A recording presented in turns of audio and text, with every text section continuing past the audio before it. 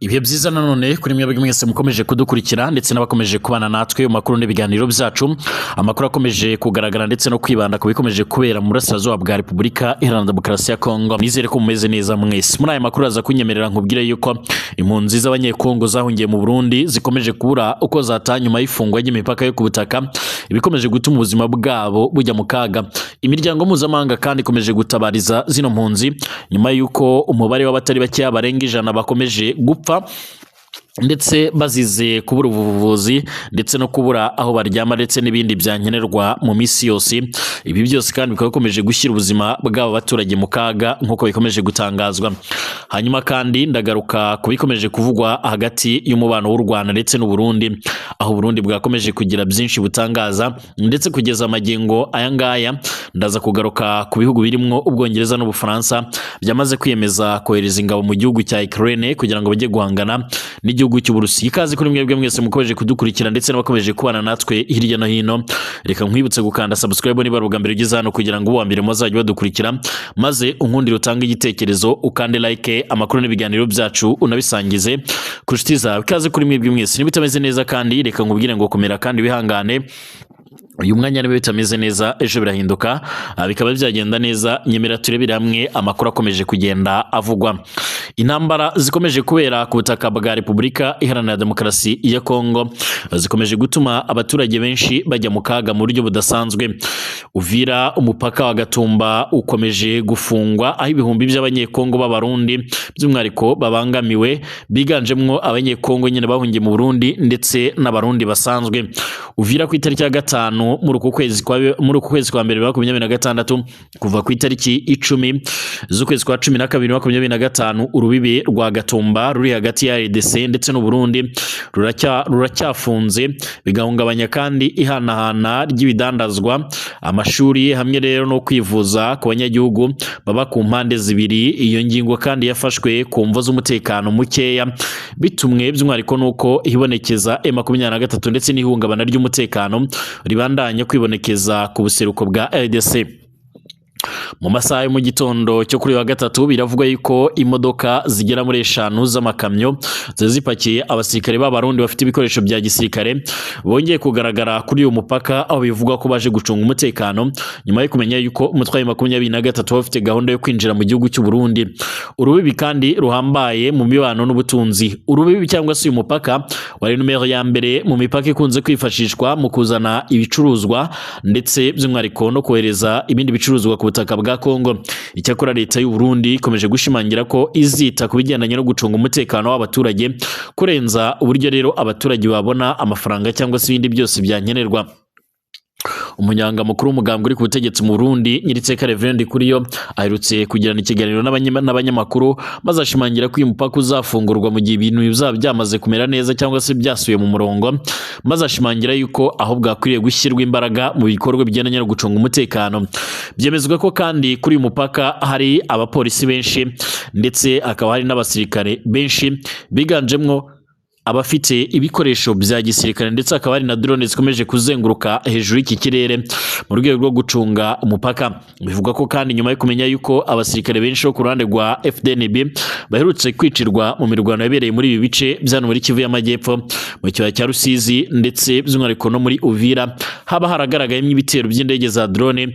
Ibyongeye gutuma rero uru ruhande rwiganjemwo urwa leta ya Kongo ndetse bafatanyije n'abarundi bongera umutekano uyu mupaka, ndetse akaba n'indege z'amadrone zikomeje gucunga umutekano.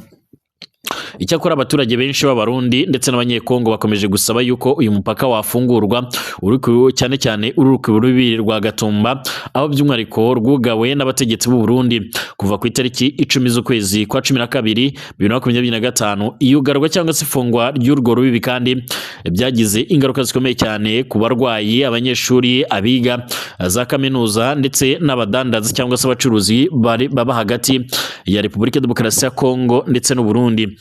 Ibisagara cyangwa se imijyi irimo nka Uvira by'umwariko iri hafi cyane ya Bujumbura ku murwa mukuru w'ubutunzi bw'u Burundi, hari amashami y'ishyirahamwe mpuzamakungu cyangwa se mpuzamahanga nka ONU ndetse n'intwaro. Uvira by'umwariko ni nk'ihemero ry'u Burundi cyangwa se ni nk'ihumekero ry'u Burundi ku bw'ubukene bw'ibitoro bumaze imyaka 5 mu Burundi. abaturage b'u Burundi kandi bajya kukikorera by'umwihariko i Uvira, abandi nabo rero bakabidandaza magendo kugira ngo birinde ko rero gihera. Urubibe by'umwihariko cyangwa se umupaka wa Gatumba uri hafi ku birometero 7 uvuye Uvira, by'umwihariko ukaba kandi ari inzira ikomeye cyane ku migenderanire, ku kibano ndetse no mu guhanahana ibidandazwa cyangwa se ibicuruzwa hagati y'ibyo bihugu byombi. Kuva wafungwa kandi imiryango myinshi iri mu ngirane iri cyangwa se mu kaga cyane cyane mu gisata cy'amagara y'abantu. Abarwayi n'imiryango baraziwe cyangwa se barafungiwe kuri iyi mipaka, ibyongeye gutuma rero ibintu bikomeza kuba igihushane.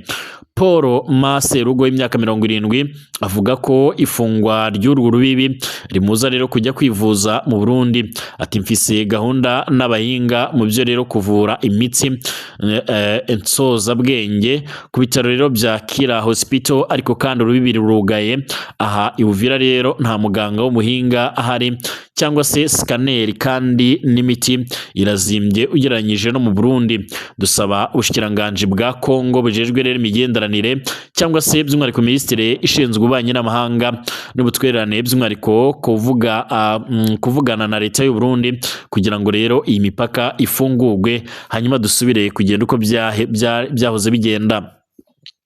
Igisata cy'indero cyangwa se cy'uburezi by'umwihariko nacyo rero by'umwihariko cyarahungabanye cyane. Abayobozi benshi b'amashuri ndetse n'intango n'ayisumbuye bemeza ko abenshi mu banyeshuri ndetse n'abigisha bari mu Burundi muri iki gihe kandi ko rero badashobora gusubira Uvira, by'umwihariko itangura ry'igice cya kabiri cy'umwaka w'ishuri cyari giteganyijwe kuva ku itariki 6 Nzeri 2026, ariko benshi mu banyeshuri bacu barazibiriwe mu Burundi. Dusaba indongozi zacu kugurura rero imbibi kugira ngo bene wacu bashobore gutahuka babashe kubandanya ibikorwa by'ishuri bisigurwa n'umwe rero mu barongoye ishuri. Abakozi b'Abarundi nabo bivuga ko batarimo guhembwa.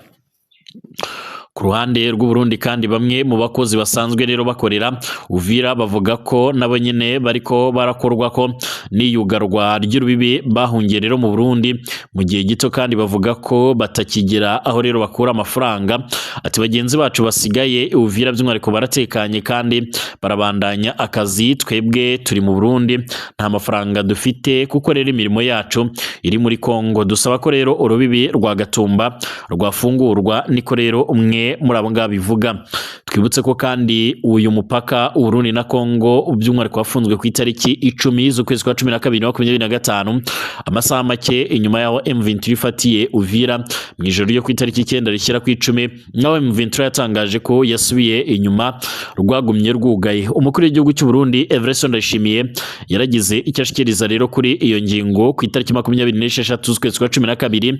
Mu kiganiro yatanze yavuze ko iyo ngingo ifitanye isano n'umutekano muke mu buseruko bwa Kongo ahagenzurwa n'umutwe wa 23. Yaremeye ko kandi iyo ngingo yahungabanyije ubudandazi hagati y'ibyo bihugu bibiri, ariko avuga ko icyo guhitamwo rero by'umwihariko hagati y'amafaranga n'umutekano kiboneka. Yongeraho ko kandi u Burundi bwahisemwo rero ibigendanye n'umutekano. M23 kandi yongeye gufata ibirwanisho muri 2021 igizwe ahanini cyane n'abanyekongo bo mu bwoko bw'abatutsi ndetse n'abandi baturage basanzwe biganjemo bavuga ikinyarwanda. Bakaba kandi ubu ngubu bari mu runani rwa AFC rurongowe na Colonel Nanga yahoze arongoye Seni. Uwo muhari kandi ugenzura ibice byinshi byo muri Kivu y'Amajyepfo ndetse n'iy'Amajyaruguru, harimo n'imirwa mikuru y'iyo migi cyangwa se izo ntara. Nk'uko bigaragara n'igice cya Rubaya ahimbwa ubutare bwinshi cyangwa se amabuye y'agaciro azwi nka korota. Ubwo butare kandi bukomeye bukonze gukoreshwa ku isi cyane n'abahinga mu by'ubuhinga bwa none. M23 isaba ko rero hoshirwaho leta igizwe n'intara zigenga muri RDC. Kinshasa yagiriza Kigali cyangwa se leta ya Kigali ko ishyigikiye M23 mu gihe u Rwanda rwagiriza RDC n'u Burundi gushyigikira FDLR, umuhari w'abahutu by'umwihariko nk'uko bigaragara biganjemwo cyangwa se bagize uruhare muri jenoside yakorewe abatutsi mu Rwanda mu mwaka w'1994. Nubwo u Rwanda kandi narwo rukunze guhakana ko rero rudafasha M23, ibyegeranyo by'abahinga ba ONU bivuga ko hari abasirikare b'u Rwanda bari hagati y'ibihumbi 5 n'ibihumbi 7 bari gufasha M23. Ku rubuga rw'intambara kandi by'umwihariko ku rubuga intambara zirabandanya nubwo rero amasezerano ya Washington DC yatewe ku mukono ku itariki 4 z'ukwezi kwa Kigarama 2025 hagati y'u Rwanda na RDC ku buhuza bwa Amerika, bikerekana ko rero utwigoro tw'ibihugu twasenzwe hamwe rero n'abantu baguma rero bapfa benshi bahitanwa n'iyo ntambara. Abasirikare b'u Burundi kandi babandanya kugwamwo mu gipfungu ndetse n'agacerere kenshi, cyane cyane Burundi bwabaye muri ayo masezerano nk'indorerezi buserukiwe na Evariste Ndayishimiye. Burundi bwararungitse abasirikare barenga ibihumbi 29 mu buseruko bwa Kongo, aho hafi ibihumbi 10 bakiri ku rugamba ku bw'icyegerano cy'ubushikiranganje bwa Kongo bujejwe intwaro yo hagati mu gihugu n'umutekano rwabonywe na SOS Medias Burundi. Abasirikare kandi b'u Burundi bafasha kurwana na FARDC, igisirikare cya leta ya Kongo n'imihari y'abazarindi ishigikiwe na Kinshasa, bose bakarwanya umutwe wa M23. Uheruka umunyamabanga mukuru wa CNDD-FDD Nyiriteka Reverend Kuriyo yaremeje ko abasirikare b'abarundi bakiri muri RDC atatomoye ibitigiri by'abamaze kuvayo. Yishima ati dusubirayo rero n'ubundi aho dushakiye, kuko rero amasezerano twateye ko umukono abivuga ni nk'iwacu nk'uko bigaragara. Ibihugu birimo Ubufaransa ndetse n'Ubwongereza byamaze gushimangira ndetse no kwemeza gahunda y'uko bagomba kurungika abasirikare cyane muri Ukraine nk'uko amakuru tugeraho abivuga. Ubwongereza ndetse n'Ubufaransa byateye igikumwe ku nyandiko rutanga intumbero yo kuzorungika ingabo muri Ukraine mu gihe hazoba hatewe igikumwe rero ku masezerano y'amahoro n'Uburusiya, nk'uko rero bitangazwa n'umushikiranganje wa mbere w'Ubwongereza Sir Keir Starmer. Inyuma y'ibiganiro hagati y'inshuti za Ukraine i Paris mu Bufaransa, yavuze ko Ubwongereza n'Ubufaransa bizoshinga ibirindiro mu gihugu cyose ca Ukraine mu ntumbero yo kuzibira ibindi bitero bishobora kwaduka. Perezida Emmanuel Macron w'Ubufaransa nawe kandi mu nyuma akaba yavuze ko ingabo ibihumbi n'ibihumbi zizoshobora kuzorungikwa muri Ukraine. Izo nshuti za Ukraine kandi zishize hamwe rero zumvikanye kandi ku masezerano akomeye cyane yo gukingira umutekano wa Ukraine, zica zisaba ko leta zunze ubumwe za Amerika arizo zofata iya mbere mu gucungera ishirwa mu ngiriro ry'amasezerano yo guhagarika intambara. Ariko ikibazo ngorabahizi kiracyari kwigwaho. Uburusiya ntibuhengeshanya rero kugabisha ko rero budashobora kuzokwihanganira ingabo mvamakungu izo arizo zose zorungikwa muri Ukraine. Moscow, ubutegetsi bw'Uburusiya ntacyo rero burashikiriza kuri ibi byatangajwe ku mugwa mukuru w'Ubufaransa i Paris. Perezida Vladimir Putin w'Uburusiya yatanguje intambara yeruye muri Ukraine muri Ruhuma ubwo n'ukwezi kwa kabiri kwa 2022. Ubu ingabo ziwe zikaba zigenzura 20% by'ubutaka bwa Ukraine bwose. Abakuru b'ibihugu kandi ndetse n'abategetsi bo hejuru bo muri runani rw'abashaka baritabiriye ibi biganiro by'ejo kwa kabiri i Paris. Mu kiganiro rusange n'abanyamakuru inyuma y'inama yabo, Minisitiri w'Intebe w'Ubwongereza yagize ati twateye igikumwe twashyize umukono ku masezerano by'umwihariko atanga intumbero yo kuzorungika ingabo muri Ukraine ni hamara rero kuzaba amasezerano y'amahoro. Iki ni igice kandi gihambaye mu nshingano zacu zo gushyigikira Ukraine mu gihe kirekire. Giciriye kandi inzira amategeko azokwemerera ingabo z'Ubwongereza n'iz'Ubufaransa ndetse n'iz'inshuti gukorera ku butaka bwa Ukraine, gucungera ibirere ndetse n'amazi bya Ukraine, hamwe no kubaka gushasha ingabo za Ukraine n'akazoza.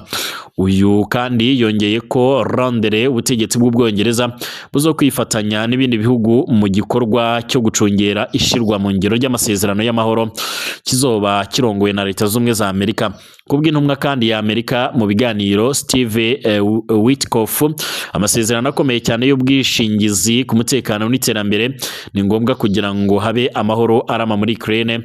Aha akaba kandi yafatira by'umwihariko ku kintu nyamukuru gisabwa na Kiev, ubutegetsi bwa Ukraine.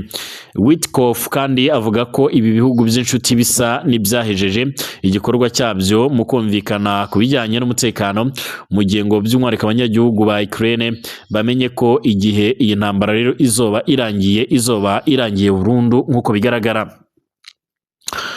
Bwana Jared, intumwa rero idasanzwe ya Perezida Donald Trump wa Amerika, akaba n'umukwe wiwe avuga ko inyuma y'amasezerano abanyagihugu ba Ukraine bakeneye rero kumenya ko hariho umushinge nyawo kugira ngo intambara ntizosubire kwaduka. Hagati aho kandi Perezida Macron avuga ko inshuti za Ukraine zateye intambwe zikomeye cyane muri ibyo biganiro. Perezida Vladimir Zelensky wa Ukraine nawe nyine avuga ko hatewe intambwe ikomeye cyane i Paris, ariko akongeraho yuko azokwemera ko utwigoro dukwiriye mu gihe tuzoba dushobora rero kurangiza iyi ntambara. Bashimire mwese abakomeje kudukurikira ndetse n'abakomeje kubana natwe muri aya makuru n'ibiganiro byacu. Twongere gusubira amasaha ari imbere turebera hamwe ibindi bikomeje kugenda bivugwa.